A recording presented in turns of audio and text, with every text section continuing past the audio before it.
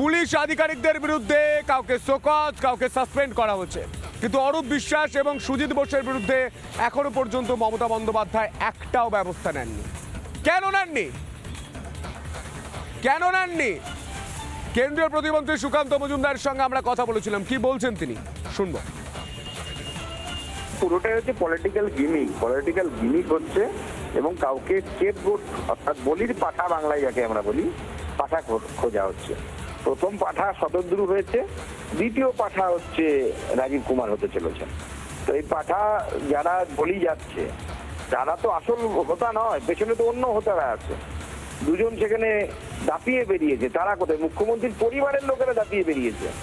মুখ্যমন্ত্রীর পরিবারের লোকেরা কোথায় ইস্তফা দেবে বলুন? মুখ্যমন্ত্রীর পরিবারের লোকেরা যেভাবে গিয়ে মাঠের মধ্যে মেসিকে ঘিরে ধরেছিল, তারা কোথায় ইস্তফা দেবে? এবং মুখ্যমন্ত্রী বুঝতে পেরেছেন বাংলার মানুষ, বাংলার মান সম্মান যেভাবে ধুলোই গড়াগড়ি খেয়েছে মুখ্যমন্ত্রীর জন্য এবং তার টিমের জন্য, অপদার্থতার জন্য। কারণ ভারতবর্ষের অন্যান্য মেগা সিটি যাদেরকে বলি আমরা, সেই সমস্ত শহরে অত্যন্ত শান্তি শৃঙ্খলার সাথে এই মেসির যে প্রোগ্রাম, সেই প্রোগ্রাম হচ্ছে। আর এই বিষয় নিয়ে বিজেপি সাংসদ জগন্নাথ সরকার তিনি ঠিক কি বলছেন শুনবো।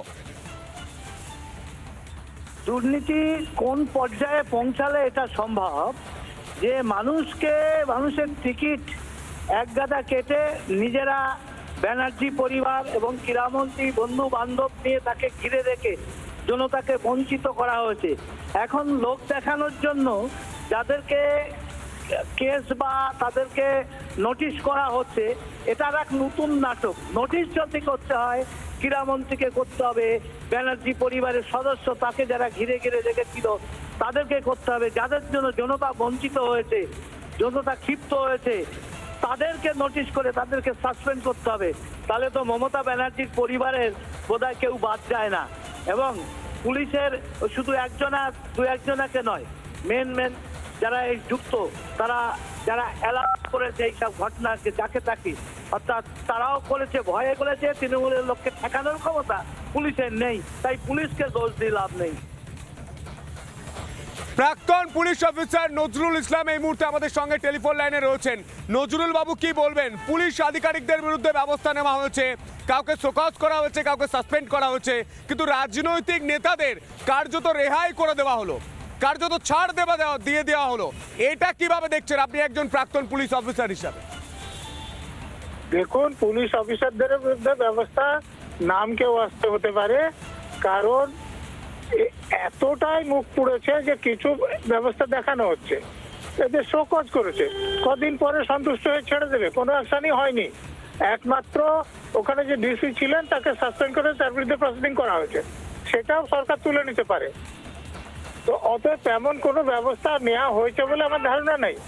আর যে ওখানে যুব ভারতের যিনি সিও ছিলেন তিনি রিটায়ার্ড লোক, সেটা বলাই ভালো যে রিটায়ার্ড লোক তাকে সেখানে লাগানো হয়েছিল না, তার পার্টির খুব কাছের লোক, তাকে বলেছে তুমি দুদিন সরে থাকো, আমি তারপরে তোমাকে আরো ভালো ব্যবস্থা করে দেবো। এটা কোনো ব্যবস্থাই নেওয়া হয়নি।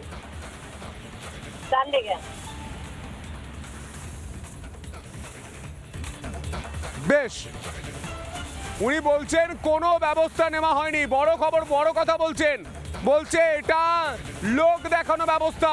রাজীব কুমারকে শোকজ করা হয়েছে, ভাবা যায়?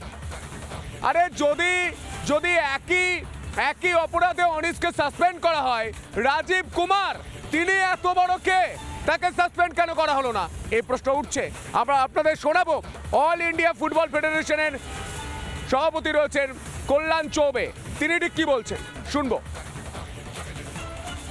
বাংলার জন্য অত্যন্ত অসম্মানজনক একটা ঘটনা। এর ক্ষতিপূরণ সমস্ত বাঙালিকে দিতে হবে। ইন্টারন্যাশনাল ম্যাচ হোস্ট করার ক্ষেত্রে এটা প্রতিবন্ধকতা হবে। কলকাতা এবং বাংলা কলঙ্কিত হয়েছে 211টা দেশে, সারা বিশ্বে। এবং এর থেকে আরো বেশি দুঃখজনক হলো যে ভারত এই ধরনের ইভেন্ট অর্গানাইজ করতে সক্ষম, সেটা মুম্বাই এবং দিল্লিতে দেখা গেল, হায়দ্রাবাদে দেখা গেল। কলকাতা বাংলা ক্রমাগত পিছিয়ে যাচ্ছে, যেখানে খেলা এবং সঙ্গীত অত্যন্ত গুরুত্বপূর্ণ ছিল, মানুষের জনপ্রিয় ছিল। ফুটবল আজকে কোন জায়গায় যাচ্ছে? কেবলমাত্র রাজনৈতিক নেতাদের প্রচার পাওয়ার একটা মাধ্যম হয়ে দাঁড়িয়েছে। নানা ধরনের কন্টেন্ট দেখার জন্য লাইক করুন, শেয়ার করুন আমাদের ফেসবুক পেজ, সাবস্ক্রাইব করুন আমাদের ইউটিউব চ্যানেল। পাশাপাশি অন্যান্য ব্রেকিং নিউজের জন্য অবশ্যই চোখ রাখুন রিপাবলিক বাংলায়।